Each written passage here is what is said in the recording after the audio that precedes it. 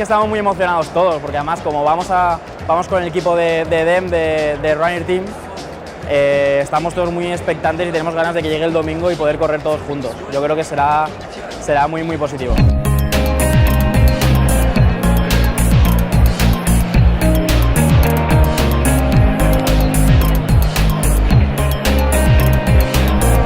Te das cuenta de que hay mucha gente aquí que necesita ayuda, necesita mucha organización.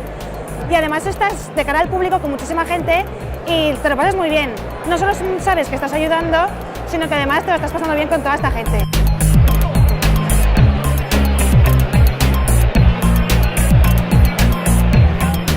Estamos todos muy comprometidos y por tanto muy satisfechos de estar aquí ayudando. Está siendo un poco estresante porque hay muchísima gente, pero es muy interesante ver la organización tan grande que hay detrás de un evento en el que participa tantísima gente.